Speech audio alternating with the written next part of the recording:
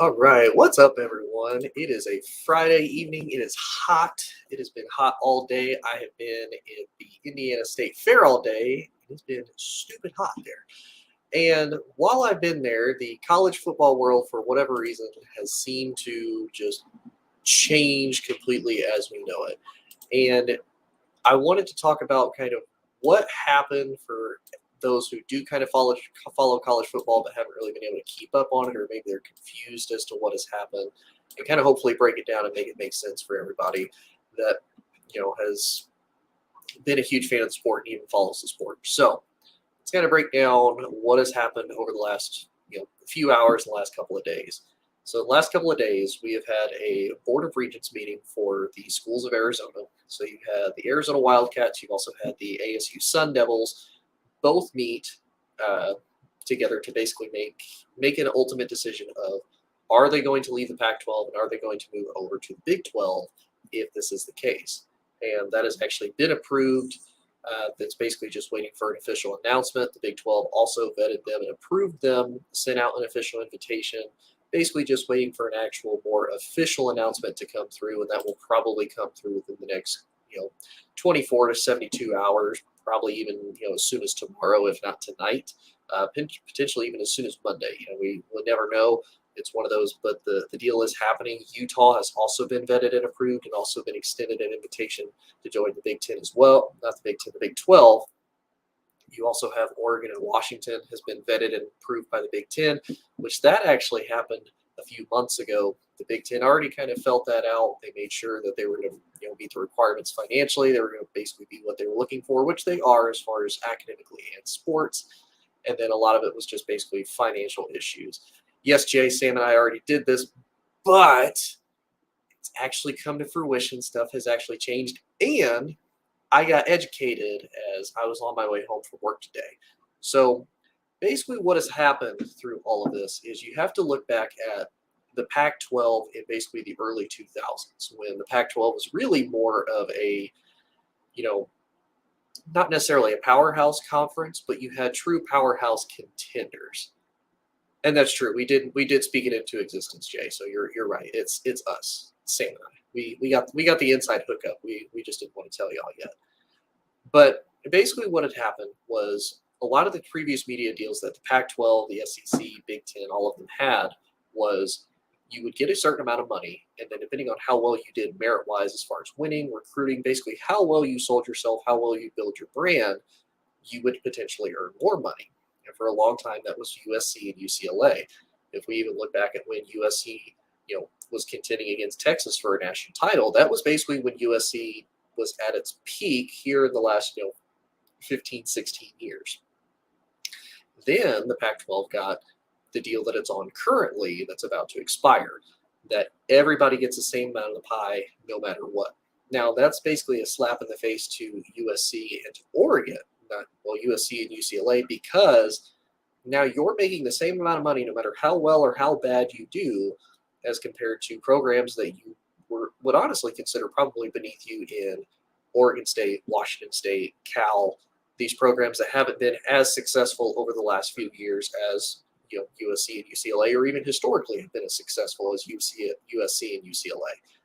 So that was kind of the beginning of the cracking of the iceberg as far as what's going to happen in the future to the Pac-12. The other thing that happened is the Pac-12 did their network in a really weird way.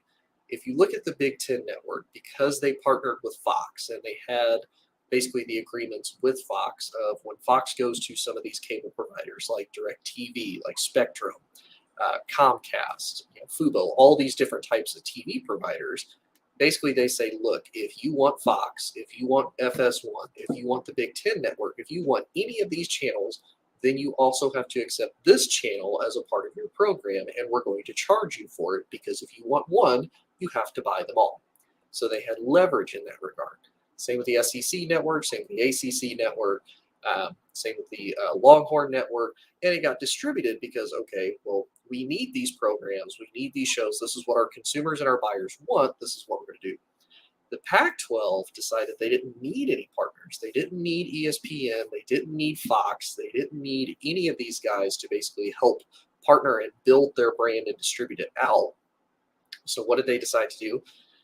They decided to move to, we're going to own it and then we're going to offer it, but we're also going to try to do a regional thing to where there's a Pac-12 network for Oregon, for Washington, for Utah, for California, all of these different places, in the hopes of it would basically cause the more diehard fan of that particular Pac-12 team to be more invested and potentially pay more money to see their own team. Now, however, if you're already in Arizona and you're an Arizona fan, you're already going to get that regional programming anyway, just through your local channels. You really don't have to buy an extra channel to be able to do that.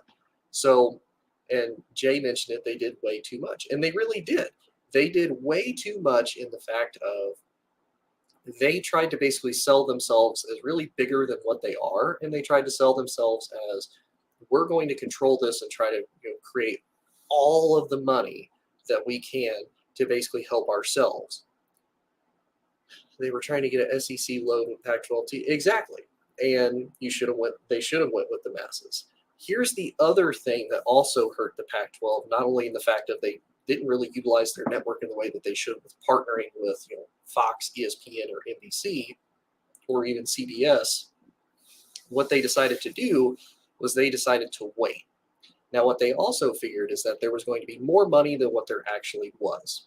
When you look at the NFL and how much they basically charge these networks, they charge these networks billions of dollars to be able to show them on Fox, on ESPN, on CBS.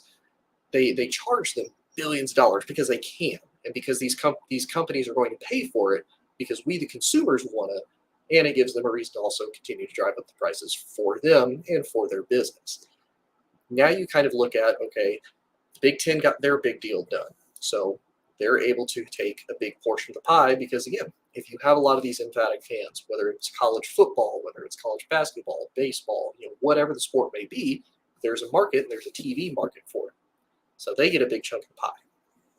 Then you look at the SEC. The SEC gets a big chunk of the pie. The SEC has probably been the most, if not one of the most dominant and one of the most popularly watched conferences over the last 15, 20 plus years, as far as their success and as far as their draw for people wanting to watch the SEC football. So the SEC got a big deal. The ACC got their deal, a couple of years ago. They're done until 2036, so they're solid. They didn't really have to worry about their pie. There was only one basically deal left, and that was for the remaining two conferences as far as Power 5 goes, with the Big 12 and the Pac-12. And Brett Yormark basically said, look, we're only going to have so much money. We need to try to get this now.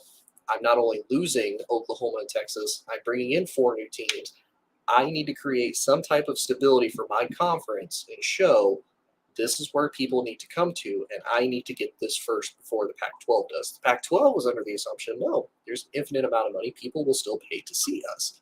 And unfortunately, and I've had this conversation with even Pac-12 fans, if you look at the last 15, 20 years, with the exception of that USC 2006 appearance, against Texas, there have not been a lot of very successful Pac-12 teams compete not only for national titles, but people just don't seem to care as much about the programs and the sports on the West Coast because it just hasn't been as successful.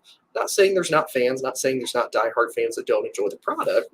Just overall, it's not as big of a deal as it is in the Midwest, as it is on the East Coast, as it is on the SEC. If you actually Google a map of the Division I college football programs, majority of all the programs are about from the middle of the country all the way to the East Coast, and there's very few on the West Coast and on the West End, so they don't get as much popularity as the others do. So that's really the other big thing that hurt the Pac-12 is they banked on themselves having been a pretty good conference for a long time, and they've really been nothing but irrelevant, the last 10, 15 years or so.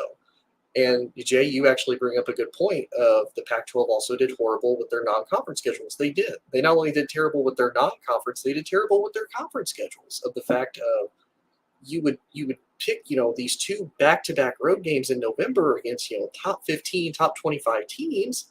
And it's like, wait a minute, no, you need to be fighting in your own conference for who's going to represent you potentially in the playoffs and potentially have these really good matchups.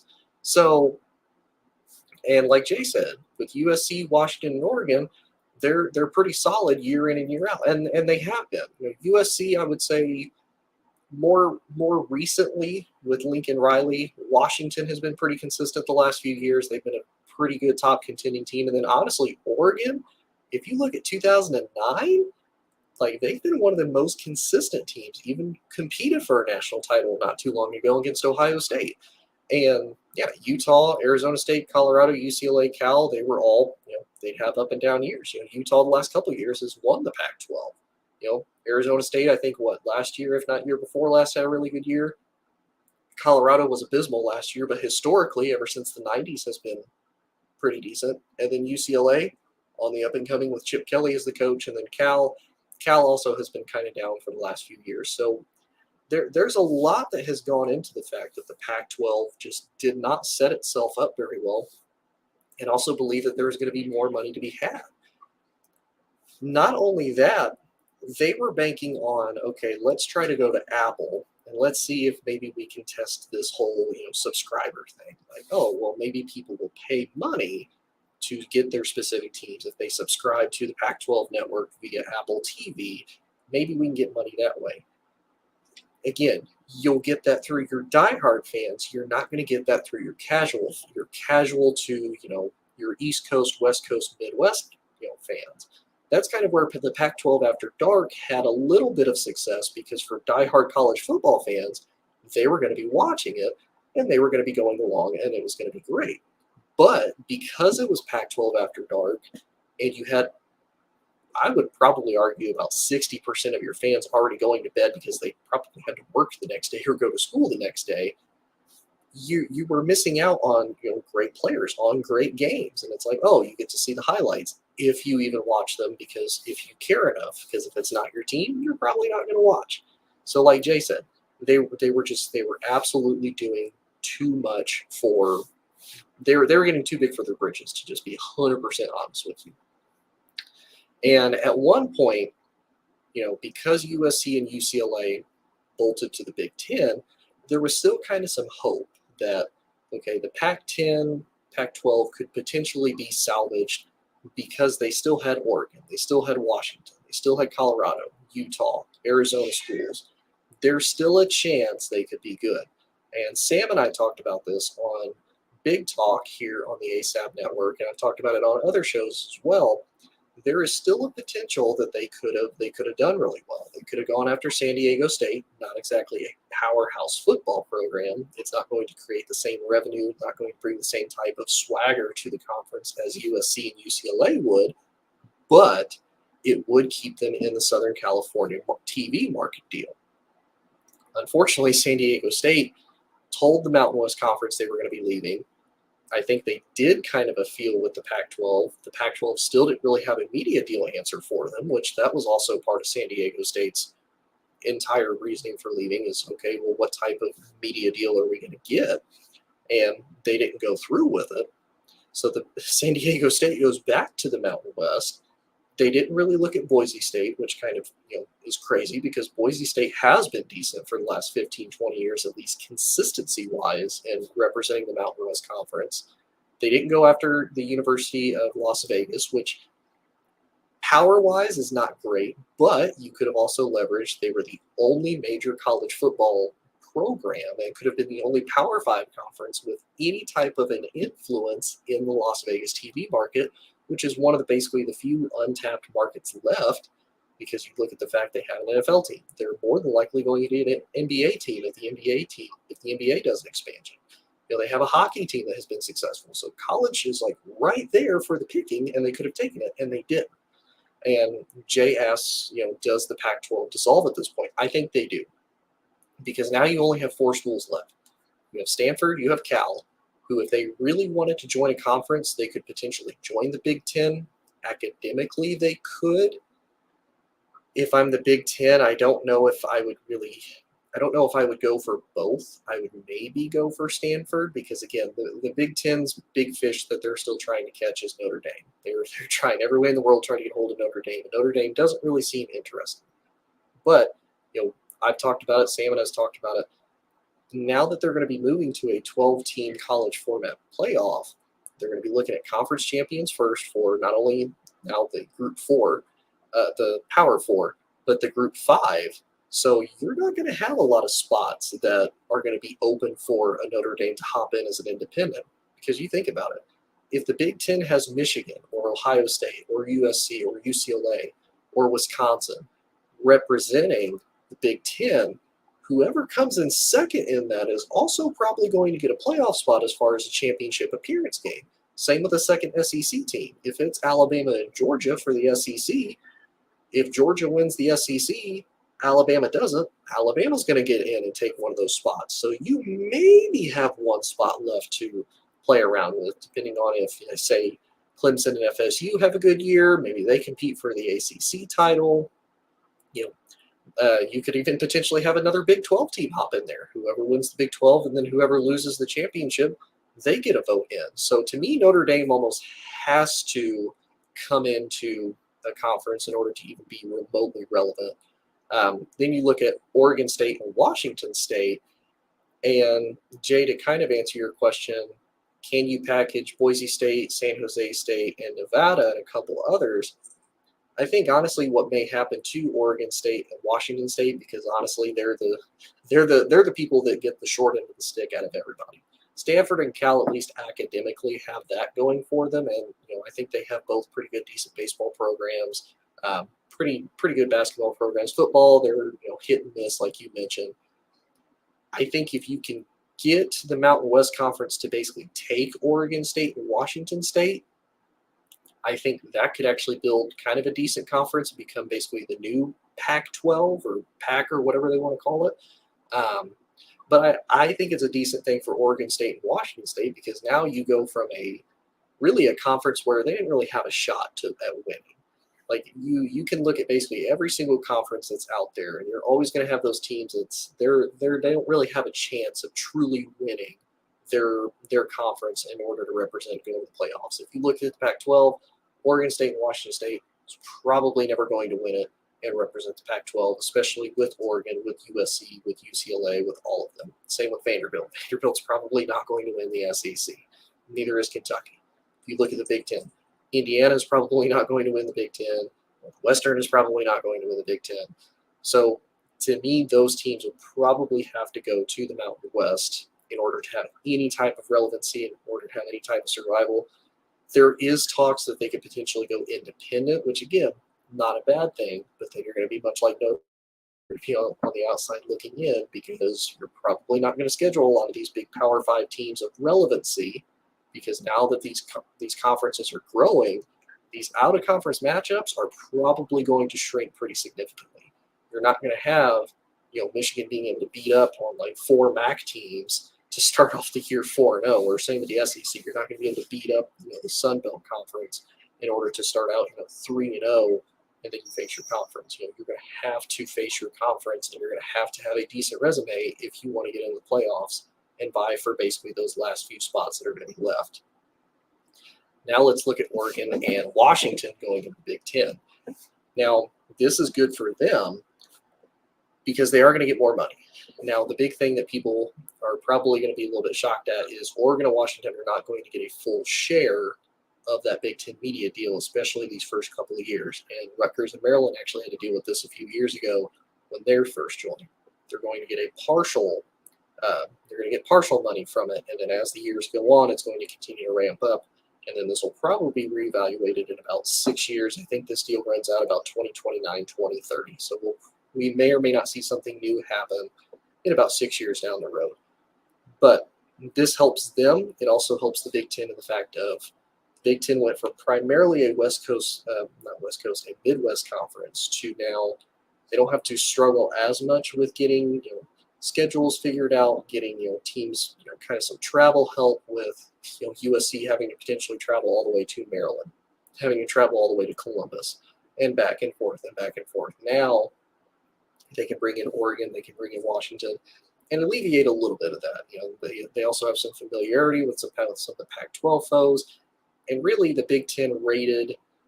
And I know the Big Ten doesn't want to say this because they didn't want the quote-unquote blood on their hands of killing the Pac-12, but they really got the top 4 programs in the Pac-12 as far as consistency, overhaul historically, and overall, TV markets. They have Los Angeles, now they have the upper Northwest, and the Big Ten stretches almost all across the country. The only area that they're not in is the South. That's the only place that they're not, and they have to compete with the SEC, the Big 12, and the ACC in order to get there. Now, if you look at the Big 12, as of 8:30, they invited both Arizona schools and Utah to join the Big 12. Like I said, probably waiting on that to happen within the next 24 to 72 hours, as well as they got Colorado back into the Big 12, which is a big thing for them. Now, I know a lot of times people were kind of asking, well, why the Big 12? What has made the Big 12 so special in the fact of they're getting all of these schools and now really cementing themselves as the third power conference behind the SEC and the Big Ten? Because Brett Yormark went and got that money deal when he could, and they're going to be able to get another deal long before the ACC's deal even remotely runs out. He's created that stability, he's created that fluidity, and he's building a brand. He's building a safe space for a lot of these Pac-12 teams that really all they wanted was stability. They wanted to be able to say, we have a media deal, we have revenue that's going to be incoming, we're not going to dissolve, we're going to be fine. And they unfortunately just didn't get that, whereas the Big 12 was able to offer that. I think with the Big 12 too, with them, it doesn't ruin much of the overall geographic and fluidity of it. Like, there's still going to be a little bit of some complications as far as traveling if you have to go from Utah down into Texas to face TCU, to face Texas Tech, Baylor, all of them. But it's not nearly as bad, and it's almost like they're kind of recreating a Southwest Conference, even though it's not the same teams. It's kind of the same overall geographic feel anyway. And the Big 12 is potentially not done. I know the Big 12 is looking into adding basketball schools. They've been in talks with Gonzaga. They've been in contact with UConn. UConn's a little different because UConn actually has a football program, whereas Gonzaga doesn't. So what would that look like? So Brett Yormark is being a little bit more creative in his approach to not only making this a football conference, but also a basketball conference as well. And then the last thing I want to talk about is the ACC with Florida State and Clemson. So if anybody that pays attention to college football pretty deeply like I do, Florida State has actually been making a lot of rumblings about how unhappy they've been with this media deal for the last few months. And it's been ever since the Big Ten got their deal, the SEC got their big deal, and the Big 12 got their deal. Florida State has not been happy, and they want more money, and they potentially want out of the media deal that they're in currently. Here's the issue that Florida State runs into. The deal is from now until 2036. So about 12, 13 years from now, Florida State is basically there. Now, Florida State can pay the exit fee and leave. I think I've seen anywhere from 40 to like 60 million to even like $90 million to leave. Supposedly, they would even be able to get that through some TV deals, through some booster deals, from some alumni and boosters, everything like that, which you have to be careful because the more money you ask from boosters to basically donate to the school to try to get you relevancy, and for them, the big reason why they want more money is because they basically want to be able to buy these recruits. That's the whole purpose behind NIL. That's the whole idea, is the more money you have, the more money you can basically buy and pay for these recruits. As bad as that sounds, that's the overall idea, and that's the general purpose. So for them, they want to be able to nationally compete with the Alabamas, with the Georgias, with the Floridas, with the Ohio States, the Michigans, all of them. They want to be able to compete with them. They're not going to be able to do it as well with the current media deal that they have. Now, even if they buy out of their current ACC deal that they're in, the ACC still owns their grant of rights. So any revenue that they get media-wise still goes back to the ACC, whether they want to or not. So Florida State really can't go anywhere. Now, here's the other issue that they would have to deal with. So who would take them as far as a conference? Now, I know a lot of people probably think, well, Big Ten would probably take Florida State. Big 12 would probably take Florida State. The SEC would take Florida State. Yes and no. They would take them because of brand. They would take them because of school. They would take them because of location. They would take them because of history. The SEC and Big 12 won't take them because they have media deals with ESPN, which is who the ACC's media deal is with, is ESPN. So ESPN's not going to go against itself. It's not going to break its already existing contracts. It's not going to do all this and basically bid against itself to get Florida State into a different conference. Now, one thing that the ACC could do, but I guarantee all ACC schools are watching what's happening with the Pac-12. They don't want this to happen, is if about 50% or more of the schools decide they don't like this media deal, they could actually come to a unanimous vote. They could break it. Now, what would happen to the ACC after that? Because, if you remember I talked about earlier, there's only so much money for each of these conferences and for each of these programs currently, because they have to compete with the NFL, because they have to compete with other conferences and whatnot. There's not going to be a lot of money left already, because if there was, the Pac-12 could have potentially gotten a deal. So now, where would these ACC schools go? Probably going to get rated by the Big Ten. Probably going to get rated by the SEC. Probably going to get rated by the Big 12. And then you're going to have schools just like in the Pac-12, where they're basically just out in the cold, and what do? So for anybody that thinks that Florida State could potentially move, anything is possible.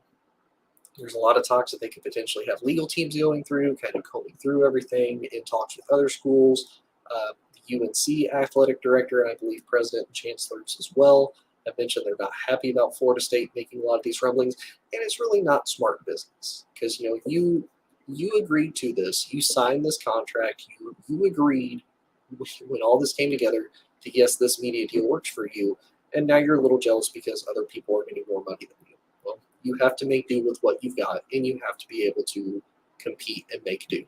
So that's one thing that I've seen that kind of is crazy to me, is that Florida State is making all these rumblings, which I get. I mean, you see one person driving a really nice car, and you're still kind of driving your old Honda. You want to be able to trade it in. You don't have the money to do that right now. You don't have a down payment. The interest rates aren't great. All of that. So it's crazy time in college football. I'm excited about it because it is something different. You're gonna have a lot of big matchups. Now, I know a lot of people aren't a big fan because they say it's going to ruin the game. They're moving more towards an NFL style of play, where we're going to have two basically super conferences potentially compete against each other, and that may or may not happen. This is something where, as far as we're traveling into uncharted territory. We've had some of these big super conferences way back in the day, and then they split back up. That may happen again. We don't know. As college football continues to grow, as you have a lot of fans, as you get some of these big matchups, schools change, all of that, this may or may not be the case in the future. We may have something totally different. So I think for people that think that this is going to ruin the game, it's going to destroy college football, just pump the brakes a little bit. There's always weird changes in sports. There's always stuff that happens that make things different. Programs become good, they become bad. The biggest driving force behind this is money. Unless they start losing viewers, unless they start having massive numbers of interest just being lost, college football is probably going to stay the exact same as it has been, if not potentially get more. And we're probably going to start to continue to see more of this. But it's still going to be the game that we all know and love. It's just going to be a little bit different. But hope y'all enjoyed the show. Please like, share, and subscribe. I know that's super corny and super terrible to throw out there, but please do. It does help not only myself at Inside the Hoosier Mind. You can find me on Facebook, Instagram, YouTube, the app formerly known as Twitter, aka X, at Hoosier Mind. You can find me on TikTok, wherever you listen to podcasts at. You can also find me, if you like me specifically, on the All Sports All Plays Network. We have a slew of great shows there. Chris Gonzalez doing his shows pretty much every day. We have a great afternoon show that he helps host with Mike Hughes, Riley Barrett, aka Pride, all the time. Tomorrow morning, if you actually want more college football content and more in-depth content, make sure you tune in for the ASAP College Morning Sports Show with Ray Cruz and Dre Montez. He actually has a 3-hour show. Starts about 9 a.m. Eastern Time. He breaks down everything of every single conference, all the news, all the teams, all of it super in depth. So if you really want good college football content, make sure you follow Ray Cruz. Check him out on the All Sports All Plays Network. If you also like more Big Ten specific content, check out Big Talk here on the ASAP Network. They're actually myself. I'm on that show as well. We're actually going to start moving back to 2 episodes a week as the football season comes closer on Wednesdays and Fridays. I believe that may or may not change, and Sam may or may not kick my butt for that later if I get that wrong, but we'll roll with it. But I appreciate everybody listening, appreciate everybody tuning in, checking out. Hope you liked it. Everybody have a good night. Everybody hopefully enjoy the season, and I will talk with y'all later. Peace.